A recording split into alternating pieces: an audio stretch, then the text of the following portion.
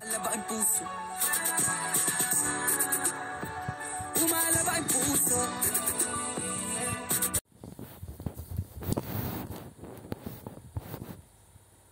Will admit there never was a new prince who has disarmed his subject. Rather, when he has found them disarmed, he has always armed them, because by arming them, those arms become yours. Those men who have distrusted become faithful, and those who were faithful are kept so. And your subjects become your adherents. And whereas all subjects cannot be armed, yet when those who you do arm are benefited, the others can be handled more freely in this. Respeto mo, kailangan ko. Baby, di I love you more. Di I love you more. Baby, di I love you more.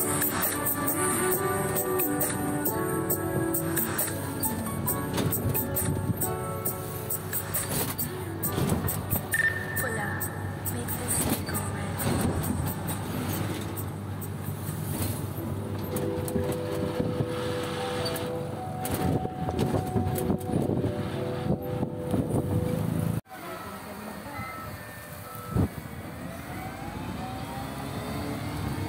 Ang dami ng laman ng isang ano ah.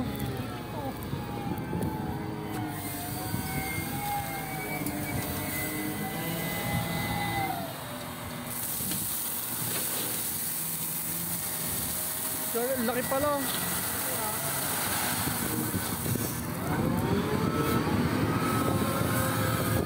Apat lang ata oh. Pagka yung isang pirito na yun ang mga tatlo lang eh. Oh. Lalo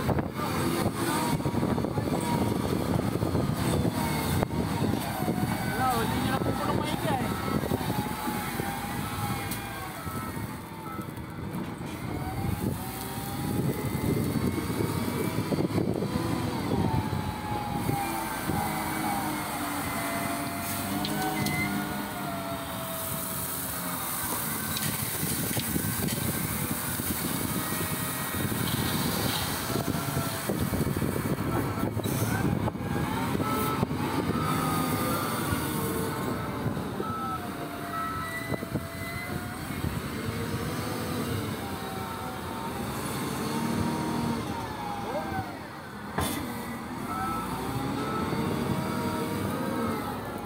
Metro.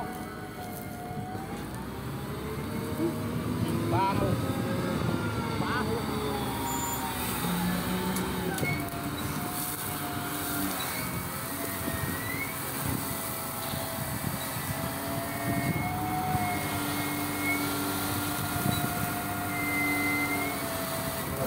Ayun.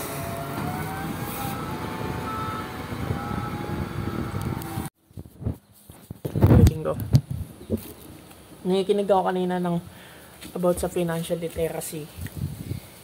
And I find out that there's a 5 personality ng money. Contemplate,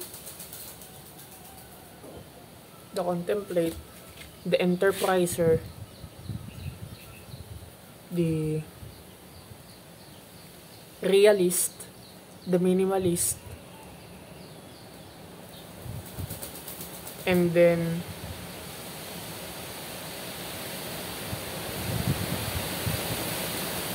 I forgot the term ng isa, pero yung una,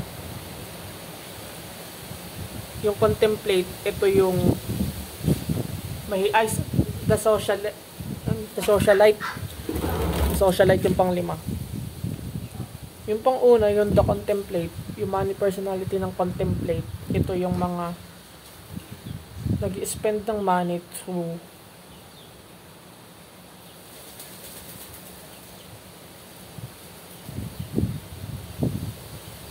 experience. Sila yung spend ng money for experience. And then yung next, enterpriser, ito yung mga tao na nag-i-strategize and they're thinking for the long term. And by by the word itself, enterprise, syempre, negosyo. And then yung pangatlo, the minimalist. Ito yung mga naka-laser focus ng mga tao. And syempre, from the word itself, sa bahay walang masyadong gamit, parang ganun. So ganun talaga. I mean, ang minimalist, walang gaanong gamit. And naka-laser focus sila on what's on their head na something important. Next, yung socialite. Ito yung mga taong gusto ng finer things in life. And ini-spend nila to the way na may kasamang experience ng kasama ng tao. And then yung realist, ito yung mga practical na tao. So, check nyo kung ano yung money personality trait nyo para alam nyo kung saan kayo papunta. So, kung hindi nyo pa maalis or hindi pa kayo nakakarating doon sa situation na gusto nyo, at least alam nyo kung saan kayo papunta. Parang ako. So, yung physicality ko hindi na makasabay the way I manifest things na alam kong ma-achieve ko. And by that time na ma-achieve ko na yun, doon palang gimit yung reality na to. The way I perceive things. Kasi nararamdaman at nakikita ko na doon talaga papunta yung life ko. Pero sa normal na tao, hindi nila nakikita yung na-visualize ko. Tsaka the way na ma-experience ko lahat to. Tsaka kung paano ko siya ninanamnam by process. So, ang taas ng mga gusto ko sa life. And in order for that, na mas ma-attract ko at mas makita na GOD, na-deserve ko talaga yun. Kailangan meron akong baguhin sa mga moves na ginagawa ko ngayon. Or mag-exert ako ng effort to do ordinary things. That's it. So, yeah.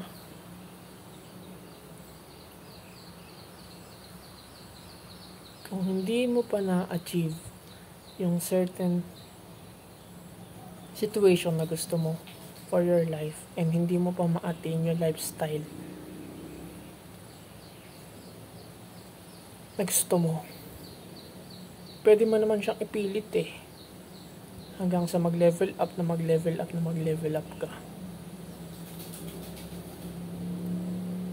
Iba nga lang yung realm ngayon, yung present moment mo, tsaka sa susunod, sa future. So, para ma-meet mo yung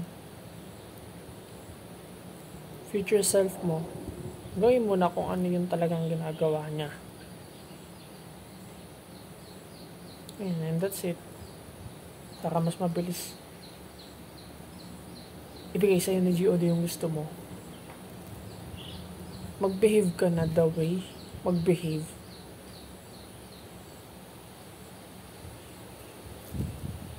Yung dalawang dekadang ikaw or 3 dekadang ikaw, 20 or 30 years you from now. So, ganun. That's it.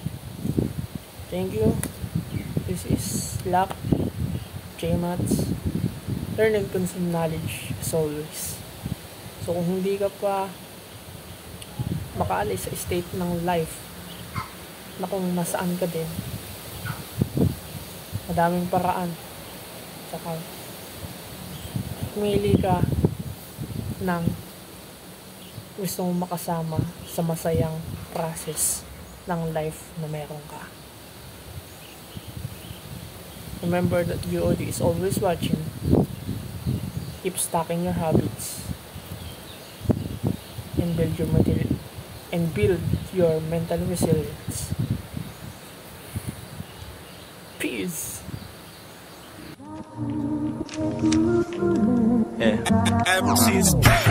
Di ako nag-switch to joints hanggang doomsday. Sunday aking vibes kahit ngayon pa ay Tuesday. Daily aking payday, hindi kinsenas type shit. Mga wak na rappers